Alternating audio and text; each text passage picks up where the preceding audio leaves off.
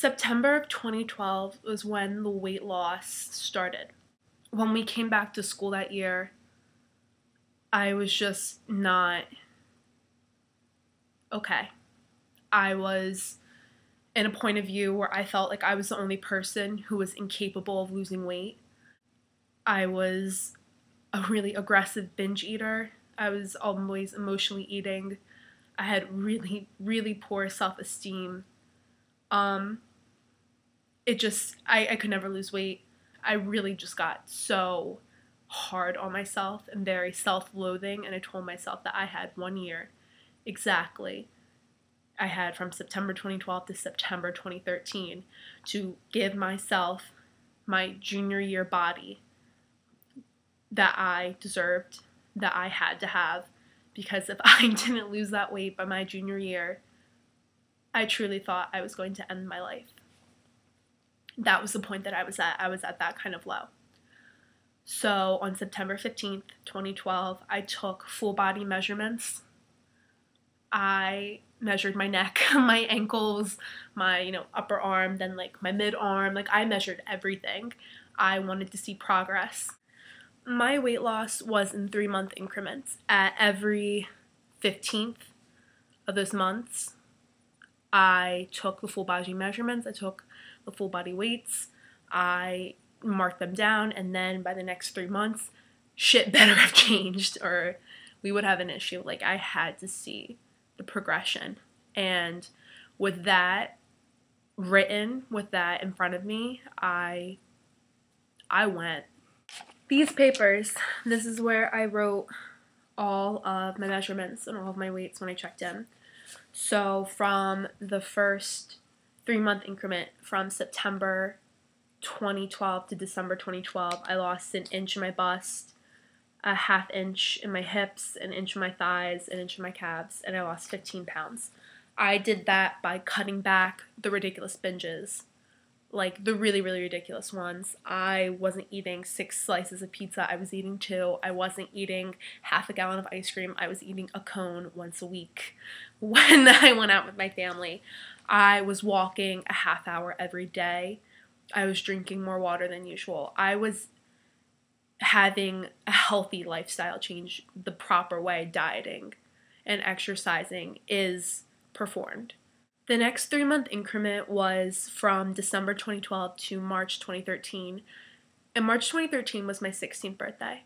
And by my 16th birthday, I wanted to be able to say that I wasn't over 200 pounds. So by then, I wanted to be able to get under 200 pounds, which would have meant that I would have to lose at least 23 pounds.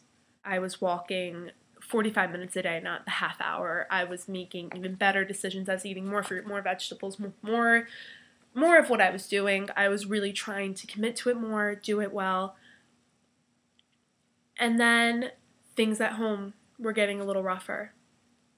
Some things came up in my dynamic that were affecting me. I was making excuses here and there. So by my sweet 16, when I weighed myself, I was 206 pounds, which to anyone else would be like, oh my god, like that, what, like 6 pounds, like that's not that big of a deal, like you freaking lost, like what, like how many pounds so far, like go you, like you're a teenager, losing weight by yourself, like go you, that's awesome. But that hurt. That was not acceptable. That was a failure. That made me feel hideous and disgusting and huge and just not worth what I was doing. This is when things changed. This is when my efforts were no longer good enough. When I was no longer good enough. I lost so much weight. From March 2013 to June 2013, I went from 206 to 166 pounds. I lost 40 pounds in 3 months.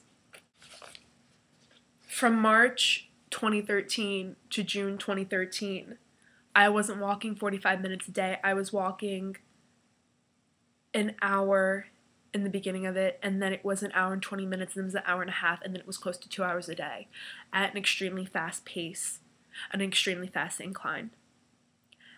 Soon after my birthday, after I binged horrifically on my birthday week, causing me to be sick for weeks, I put myself on a starvation diet where I wasn't allowing myself to eat more than 500 calories a day.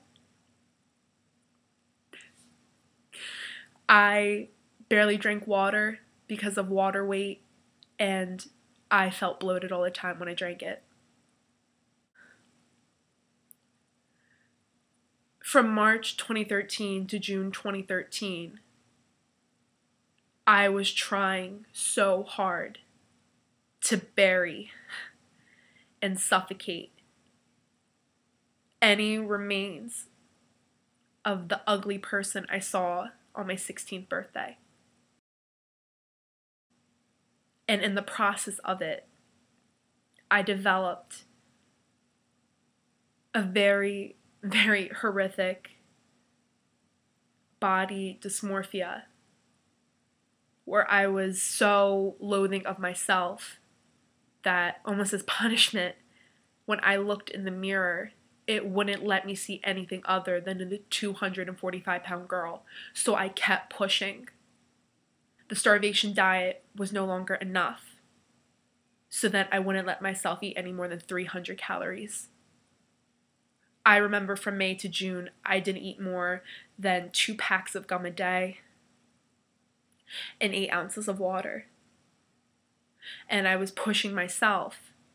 And people freaking hotbox a room when they're smoking. I hotboxed my room where I was walking the treadmill, so it would get really, really heated, so I would sweat extra. And I would be walking really, really fast and really high incline, trying to sweat off as much as I could when I was home alone, and I would pass out on my treadmill. From March 2013 to June 2013, that 40-pound weight loss sounds like, some CrossFit, weight loss, 40 pounds in 3 months, oh wow, she did it. I did it.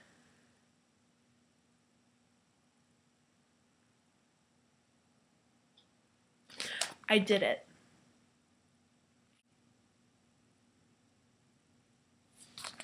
This is freaking painful.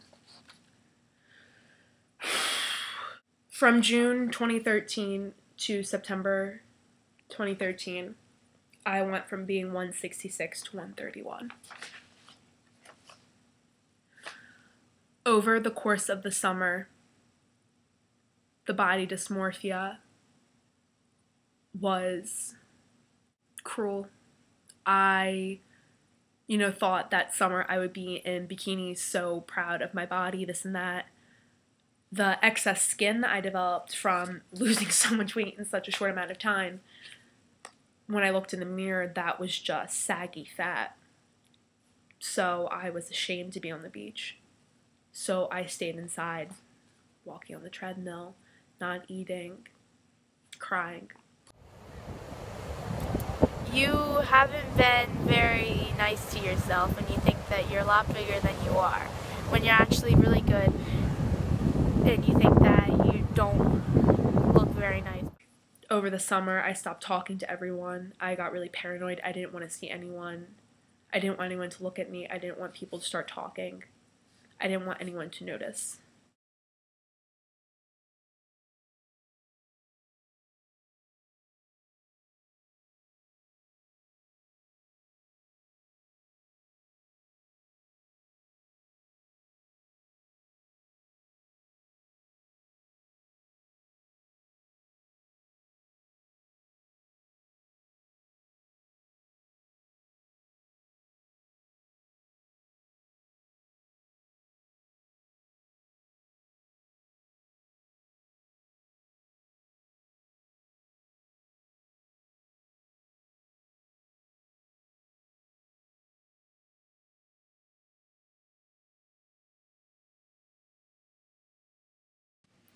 When I came back to school my junior year, People were shocked. The response was, it was insane. It was overwhelming. Just coming back to an environment where everyone is so conscious, not only of how they look, but now of how I look. They're so conscious of me. You know, I had never really been the focus of attention other than the bigger girl. And now I was the focus of attention of the bigger girl who lost half of her body. I was miserable. I was now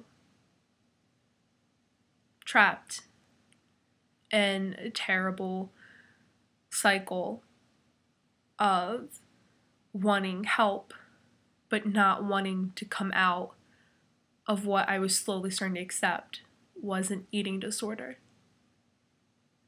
body dysmorphia.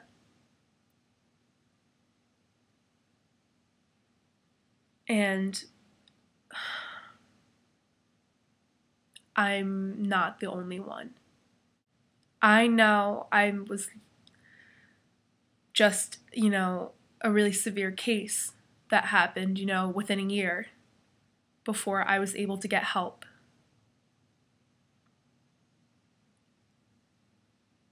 But this happens every day to girls, boys, men, women. It's real. It just happened to happen to me my sophomore year of high school.